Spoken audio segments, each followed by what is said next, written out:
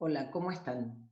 En esta segunda parte de la clase vamos a continuar entonces con eh, la parte correspondiente a lo que sería procesamiento de girasol. Eh, ya comentamos en la clase anterior que, bueno, eh, si bien la soja es la oleaginosa estrella de nuestro país, por el volumen de producción y por la importancia que tienen los productos que se obtienen a partir de ella, tanto aceite como harinas, el girasol es la oleaginosa más tradicional de nuestro país y de hecho sus aceites, es su aceite, es el que tiene mayor presencia en los hogares. Así que bueno, para comenzar entonces con esta parte dedicada a lo que es procesamiento de girasol, vamos a recordar un poquito cuál es la situación del girasol en nuestro país, que sin dudas, bueno, podemos decir que es un cultivo que, al igual que otros cultivos de verano, acusaron recibo de la difusión y la ampliación en la superficie de siembra de soja, y por algún tiempo experimentó una retracción muy importante. La cadena del maíz, por ejemplo, se recuperó más rápidamente. Eh, bueno, como ustedes saben, el maíz se fue a zonas más marginales, hubo que hacer ajustes en el paquete tecnológico. Bueno, y en el caso del girasol, bueno, estos últimos años estamos viendo una recuperación en la producción, en la superficie de siembra, de modo de que estamos en niveles del orden de superando los 3 millones de toneladas nuevamente. De ese volumen de producción, eh, se procesa en Argentina alrededor del 90%. O sea, esto es una diferencia importante con relación a la soja, en la que habíamos dicho que en el país se procesaba 3/4 parte, o sea, 75% de lo que se producía se procesaba en el país. En el girasol este porcentaje es aún mayor, con lo cual las exportaciones de grano como tal son significativamente menores. De lo que se procesa en el país, bueno, aquí tienen los datos de producción, hay casi por partes iguales de aceite, que son alrededor de 1,3 millones de toneladas, y la misma cantidad de el residuo sólido o harina. De ese aceite que se produce en Argentina, hay una parte importante, poco más de la mitad, que se destina al consumo interno. Nosotros somos grandes consumidores de aceite de girasol, y el resto se exporta al mercado internacional. Y con relación a las harinas, bueno, pasa algo similar, pero a la inversa, y un poco menos de la mitad de las harinas y pellets de girasol que se producen en el proceso, que queda para ser consumido en el país, y el resto se exporta al mercado internacional. Bueno, aquí tienen el detalle de la cartera de clientes que cuenta Argentina en lo que concierne a las exportaciones de girasol. Vuelve a estar India, del mismo modo que lo estuvo para el caso de la soja, como uno de los importadores recurrentes de aceites de origen argentino. Pero bueno, fíjense que hay una cantidad de destinos que cubre esta actividad.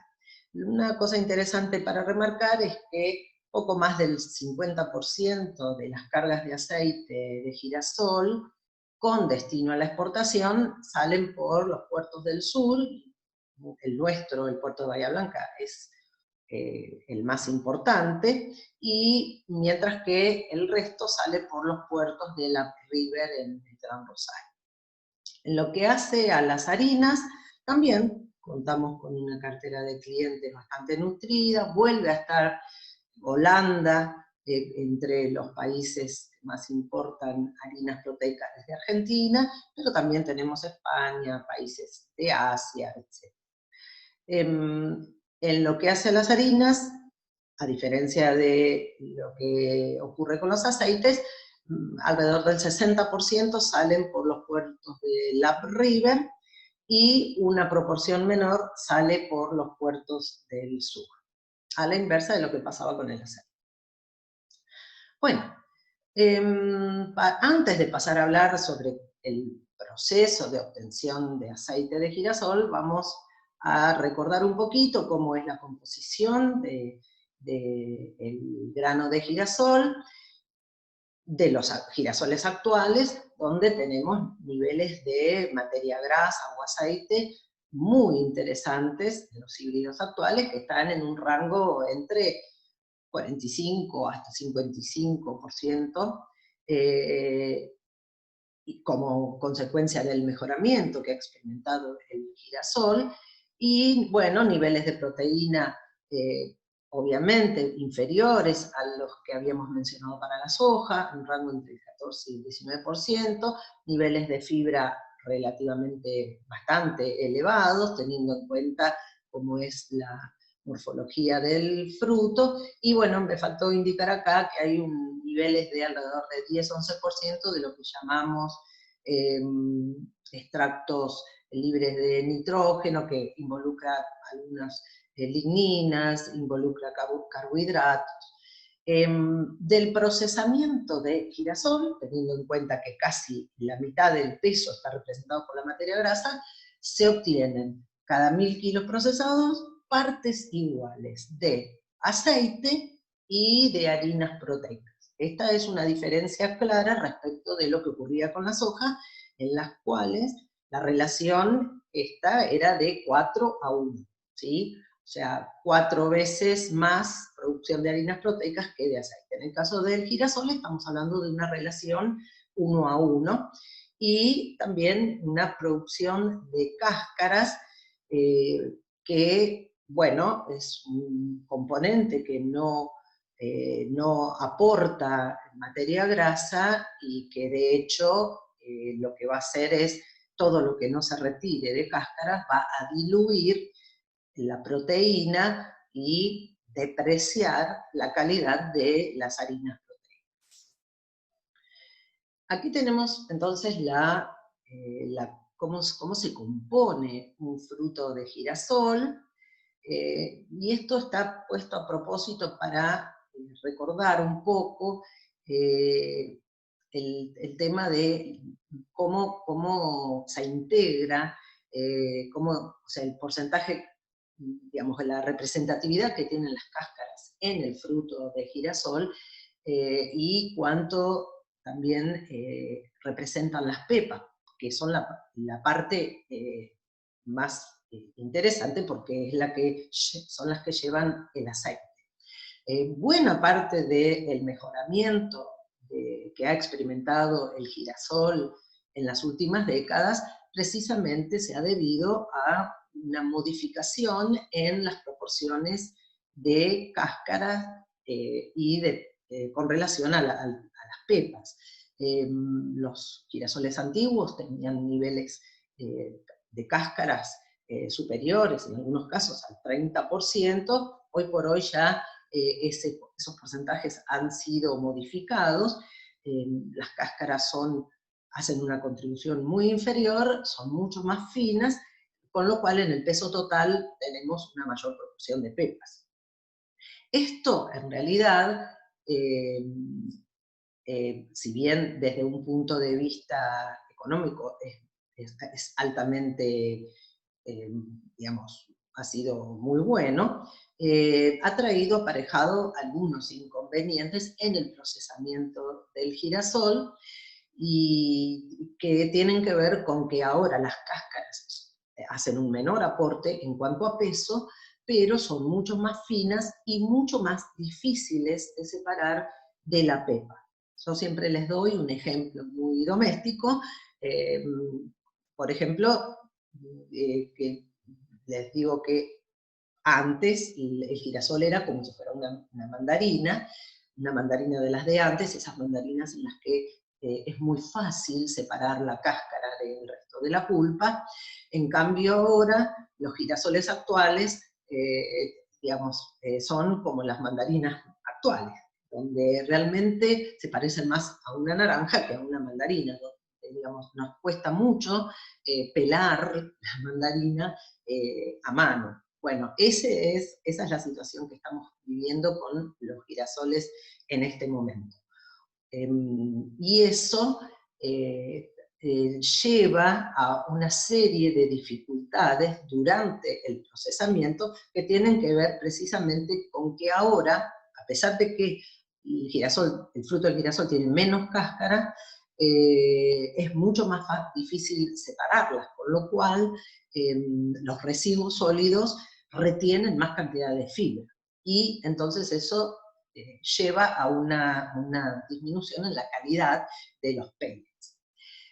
No todo el mejoramiento del girasol estuvo circunscripto a una reducción en la participación de las cáscaras. También, según dicen los estudios, 1/3 de la mejora que han experimentado los híbridos actuales de girasol en cuanto a los niveles de materia grasa tienen que ver con un incremento de las células oleíferas dentro de la pepa. No todo entonces la mejora es atribuible a la disminución en el grosor de las cáscaras. Un tema que no es menor con relación a este tema del afinamiento de las cáscaras de girasol es que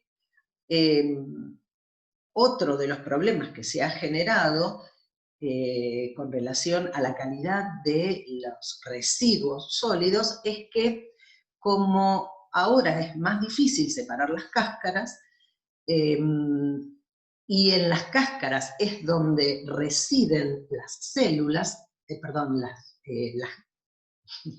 las ceras, en la parte más externa, que es la cutícula, por eso se llaman ceras epicuticulares, al tener más dificultad para separar las cáscaras del circuito de la molienda, hay una mayor transferencia de ceras al aceite.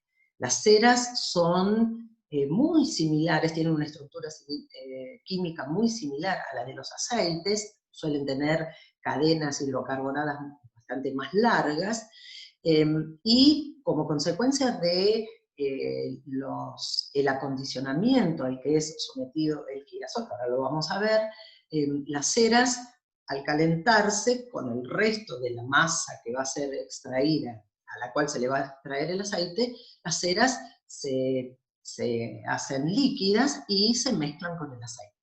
Pero luego, cuando el aceite se enfría, las ceras tienen un punto de fusión mucho más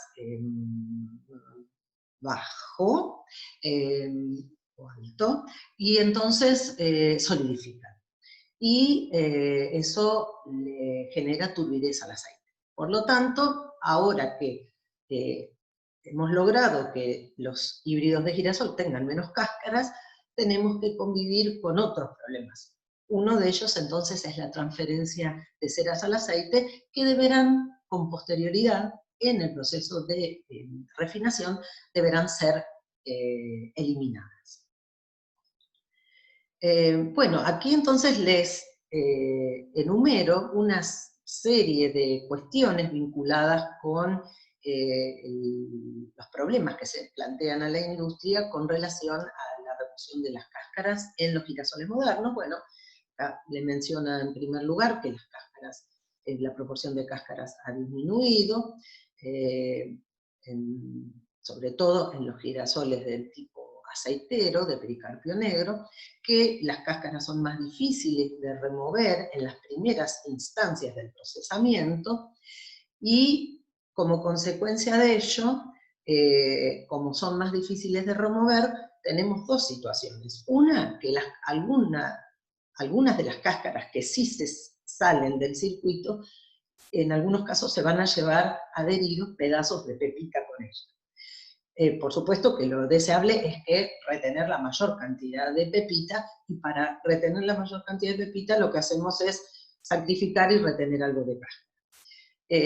Y eso entonces aquí nos ha llevado a que ahora los aceites tengan una mayor contaminación con ceras, cera que por supuesto es posible eliminar en un proceso de refinación, pero bueno, eso trae aparejado un aumento en los costos.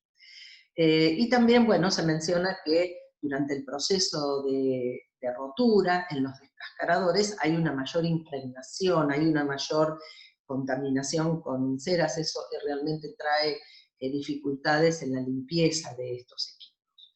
Y finalmente, lo que les mencionaba, que las harinas, los residuos que se obtienen, van a tener niveles de cáscara que son, digamos, contraproducentes en términos de calidad, porque las cáscaras, que son fibra, en definitiva, van a diluir la proteína del pellet. Bueno, no todo es malo respecto del tema de las cáscaras. Cuando uno entonces descascara, aumenta el contenido de proteína de las harinas, y eso hace que los residuos, los pellets, aumenten su valor de comercialización. También al retirar las cáscaras, uno lo que hace es aumentar la capacidad de procesamiento de los equipos, de los laminadores, de las prensas. Entonces por eso es importante descascarar, para eliminar del circuito todos aquellos compuestos que no van a rendir aceite. Y también con ello lo que se disminuye es el desgaste de los equipos. Y también, bueno, se mejora la calidad del aceite porque va a disminuir la cantidad de ceras que se van a transferir. Las cáscaras del girasol en una planta de procesamiento de este grano, habitualmente cuando se retiran en las primeras instancias, lo que hacen es utilizarlas como combustible. Hay grandes calderas en las fábricas de procesamiento de girasol que queman las cáscaras para la generación de vapor que va a ser introducido en el sistema, sobre todo en la etapa de acondicionamiento del grano. Pero bueno, también en algunos casos es tanta la cantidad de cáscaras de girasol que se produce que las cáscaras salen de la fábrica y en muchos casos se venden para para quemarlas, y porque tienen un alto contenido de cenizas y pueden utilizarse para la elaboración de fertilizantes. Y otro de los destinos habituales que tienen las cáscaras de girasol es para utilizarlas como cama en lo que sería la producción avícola. Bueno, en la producción avícola ustedes saben que para lo que es recepcionar las heces de las aves, se utilizan distintos tipos de materiales. En algunos casos se usa viruta, en otros casos se usa descarte de lo que sería cascarilla de arroz. Bueno, también entonces las cáscaras del girasol pueden ser utilizadas con estos fines. Y como las cáscaras también tienen un alto contenido de celulosa, pueden ser utilizadas para la elaboración de un solvente industrial como es el furfurato. El problema que tienen las cáscaras, que de no tenerlo sería muy fácil su utilización en la alimentación, es que al tener altos niveles de celulosa y de lignina, eso dificulta su utilización para animales de granja. De hecho, también los pellets de girasol tienen un ámbito mucho más restringido en términos de lo que sería su uso para la alimentación animal, porque si bien es posible utilizarlo en la alimentación de rumiantes, en el caso de aves y cerdos En el caso de cerdos, por ejemplo, solamente se lo puede administrar a animales adultos, ¿sí? Pero no en lo que sería la etapa de cría. Bueno, antes de pasar al proceso de extracción de aceites, en el caso de girasol, vamos a recordar un poquito la norma comercial en la que claramente el rubro más importante es el porcentaje de materia grasa, y bueno, y esto es para recordarles que entonces en el caso del girasol, del mismo modo que sería la situación con la colza o con el cártamo o eventualmente con el vino, estamos frente a lo que sería una semilla blanda, una semilla que tiene altos niveles de aceite. ¿Y esto por qué se los menciono? Bueno, porque entonces cuando ahora estamos viniendo a lo que sería el diagrama de obtención de aceite de girasol, recuerden que habíamos dicho que en los casos de las semillas oleaginosas que poseen altos niveles de materia grasa, habitualmente se utiliza un sistema mixto en el que se combina una extracción mecánica, que era la que realizaba la prensa, y una extracción química, que es la que se realiza con el solvente, que habitualmente es hexano. Dicho esto, entonces vamos a pasar a cómo sería el proceso de obtención, muy sucintamente.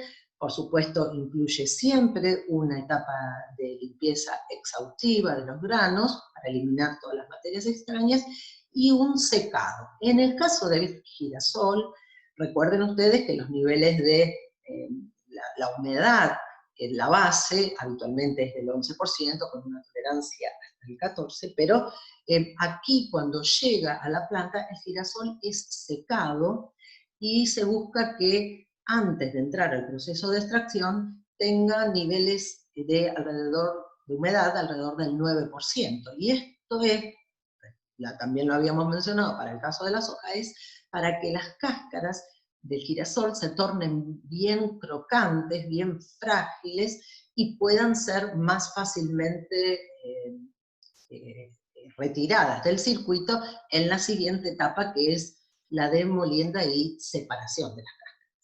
Entonces, en esta etapa, el girasol es molido a pequeños trozos, y es en esta instancia donde interesa realizar la mayor separación de cáscaras posible.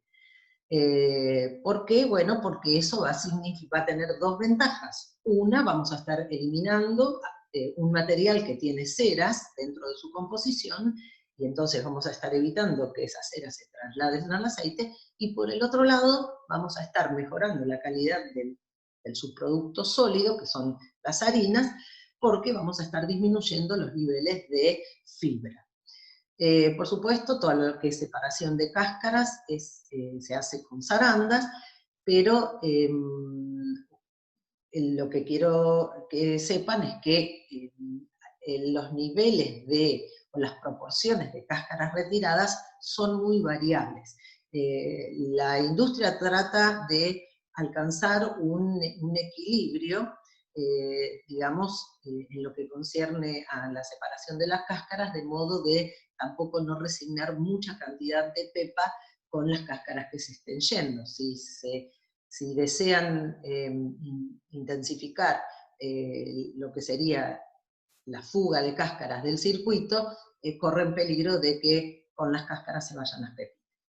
Una vez hecho esto, lo que se hace es someter a esos trozos de girasol a un acondicionamiento térmico, habitualmente con inyección de vapor, que también persigue, del mismo modo que en el caso de la soja, la finalidad de que el aceite se ponga bien fluido, luego de lo cual, en algunos casos es posible laminar para romper la célula oleífera, pero no necesariamente en todos los casos se realiza este laminado.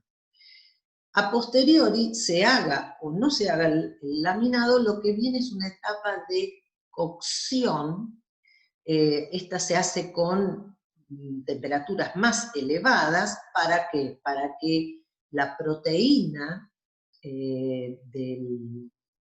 presente en la pepa coagule, y eso lo que va a hacer es facilitar que el aceite se separe y no forme con la proteína una mezcla que sea difícil de separar. Entonces, estas altas temperaturas hacen que las proteínas del girasol, que son mayoritariamente globulinas y en menor proporción albúminas, son similares a las que tendría el huevo, se coagulen. Y eso facilita entonces la separación de las proteínas del aceite.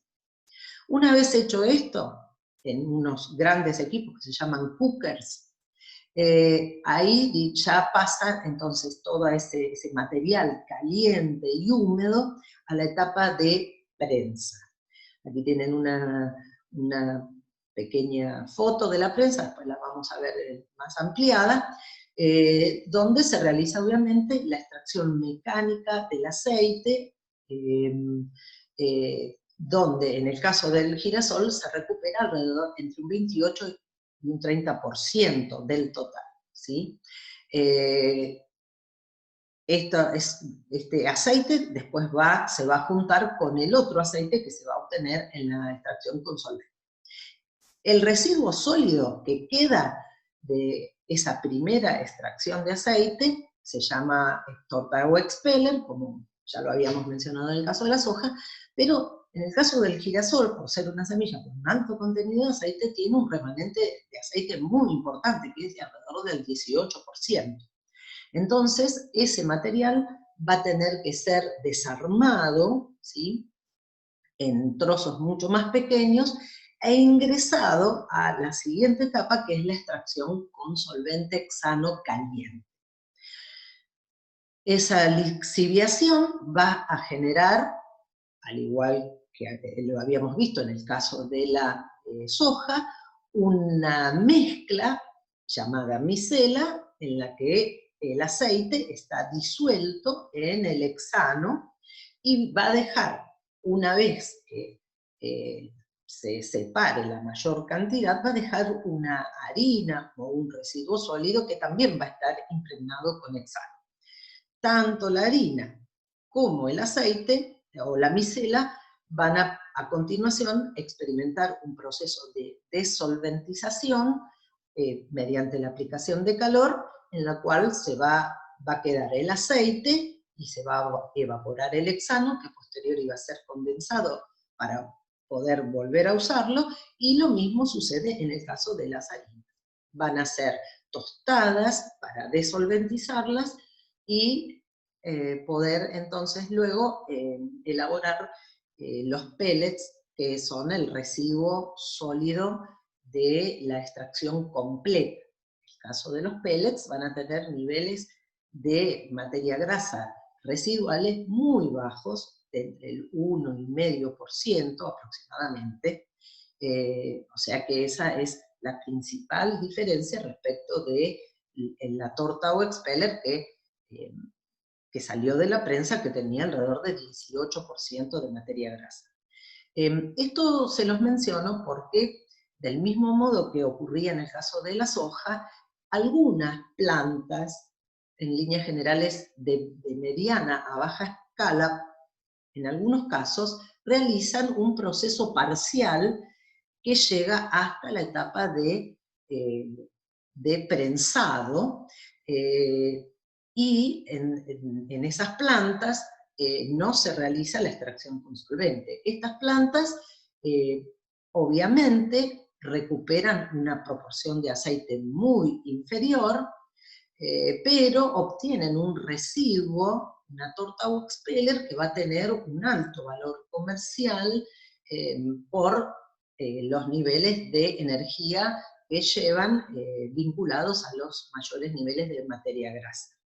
Del mismo modo que en el caso de la soja, también hay plantas de elaboración de aceite de girasol en frío, o sea, prensado en fríos, también aquí el objetivo es obtener aceites de mejor calidad, porque se evita que se desarrollen altas temperaturas, no hay acondicionamiento térmico, y se regulan las presiones en la prensa para que en ningún momento el aceite alcance temperaturas superiores a los 40 grados, que son las temperaturas que producen modificaciones en la composición química del aceite y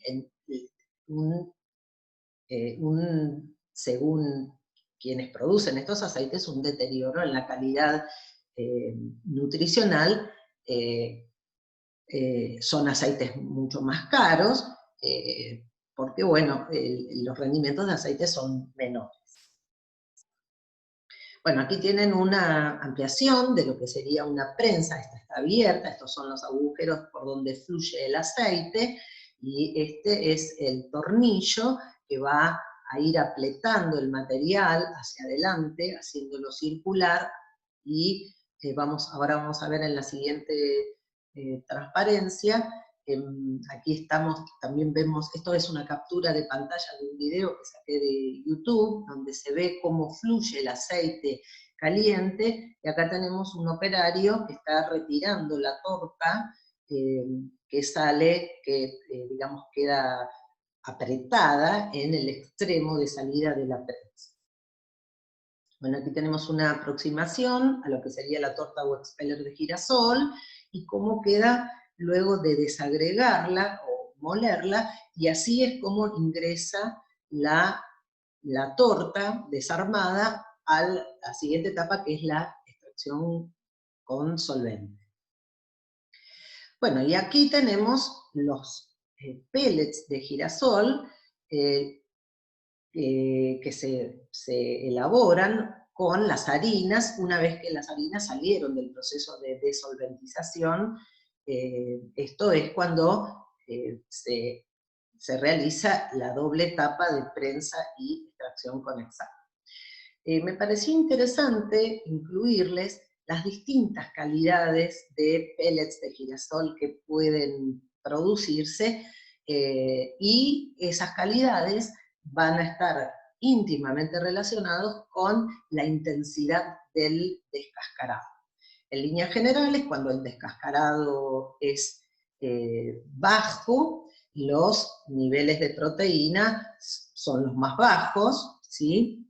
O sea, tenemos altos niveles de fibra, bajos niveles de proteína. Fíjense que la grasa remanente en el pellet es la misma, y conforme se intensifica el descascarado, y entonces bajan los niveles de fibra en el pellet, aumenta la calidad del pellet en su conjunto, definida a través del porcentaje de proteína.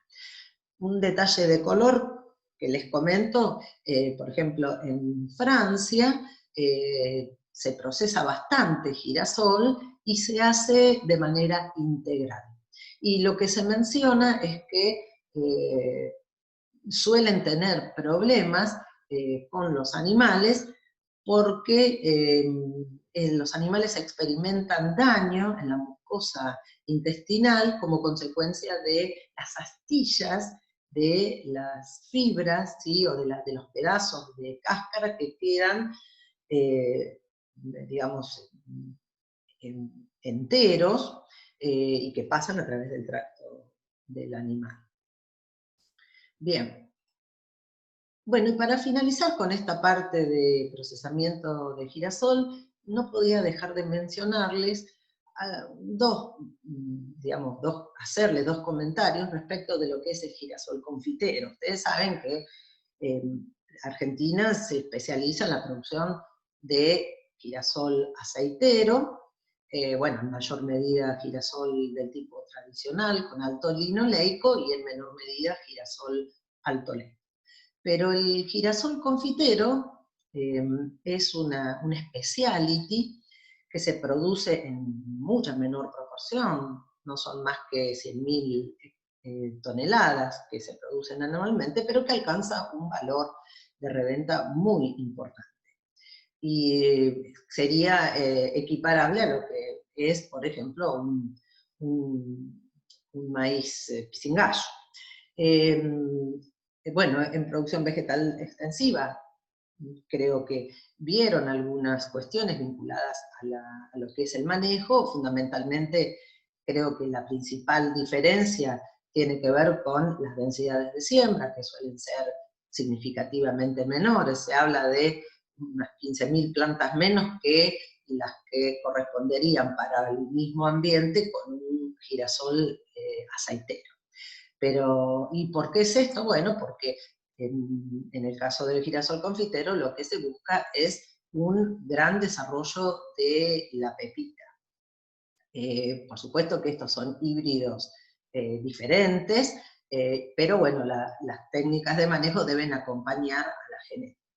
En el caso del girasol confitero, bueno, las zonas de una de las provincias, digamos que donde hay mayor producción es la provincia de La Pampa. También se hace bastante girasol confitero últimamente en la provincia de San Luis.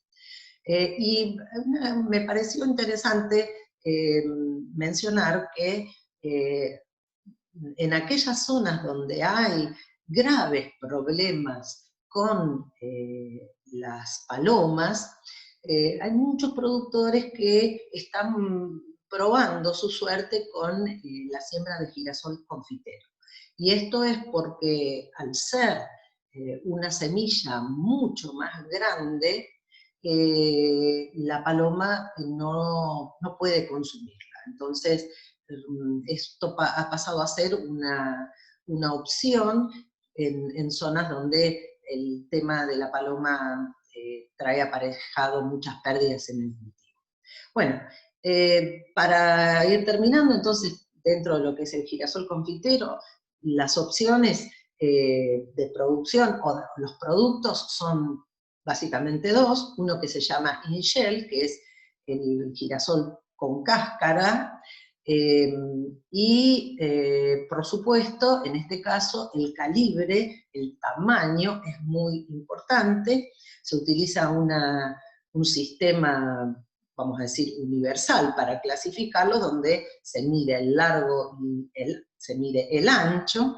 Aquí están corregidos porque habitualmente se expresa en pulgadas, y entonces para transformarlo hay que multiplicarlo por 25,4. Pero bueno, estas serían las categorías de tamaño, de calibre que se producen de girasol confitero. Por supuesto que las más grandes son las que salen con destino a la exportación.